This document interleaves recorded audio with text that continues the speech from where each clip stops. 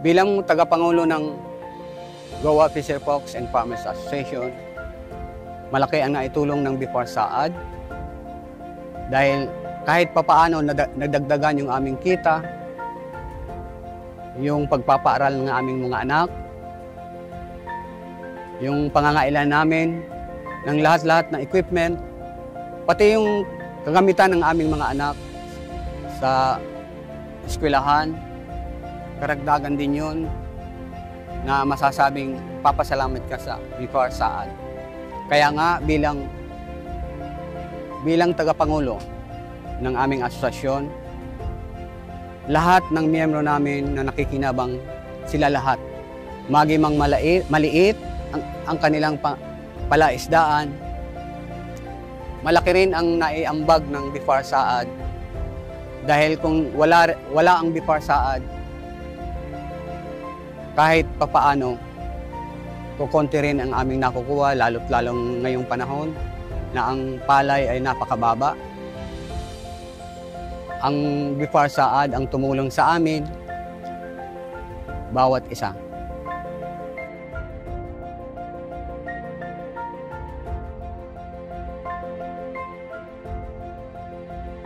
Sa ngayon po, ako ay may pinagawa na naman isa pang bago at malaking fish pan para so kunting nakuha ko noon na dilensya, ngayon gusto ko madoble o matriple para mas lalo pong makatulong sa aking pamilya.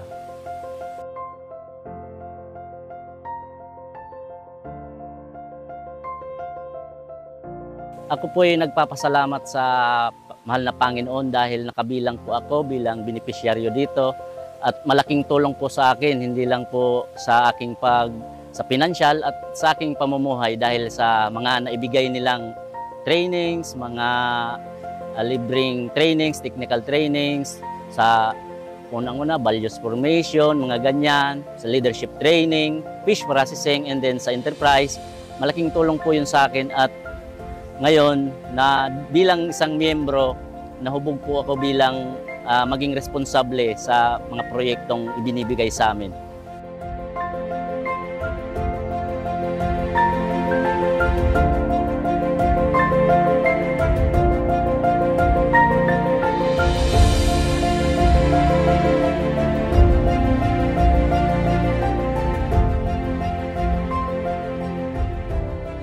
Kami po digdi sa Local Government Unit of Goa, Office of the Municipal Agriculturist, nagpapasalamat po sa Bureau of Fisheries and Aquatic Resources, Region 5, Saad, sa gabus po na tabang na tigtao sa satuyang mga parasira digdi, particularly sa Goa Fisher Folk and Farmers Association.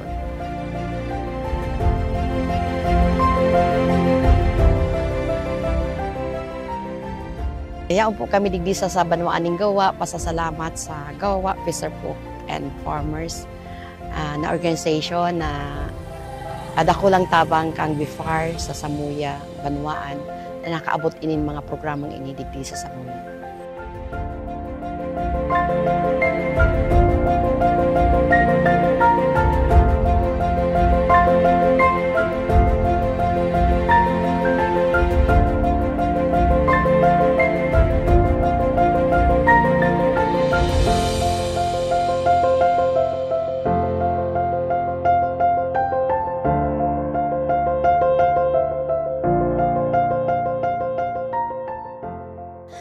Ang Provincial Fisheries Office kang Kamsur nag-aiman na ang satuyang asosasyon saro sa maging ihemplo, saka saro sa maging exhibitor sa maabot na panahon, pagigwang mga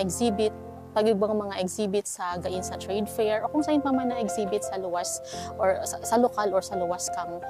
Bicol. So ang hinahagad mi ang samuya din sa Provincial Fisheries Office na sinda madara sa sarong aktibidad na sinda mismo ang matindog, sinda mismo ang magpapahiling na sinda bilang asosasyon na kaya ninda na pamara ninda asin naging successful si tigtaota sa indang proyekto bako lang digdi mismo sa lokal kundi maging panalmingan man kang ibang asosasyon bako lang sa special project maging sa regular na programa kang gobyerno or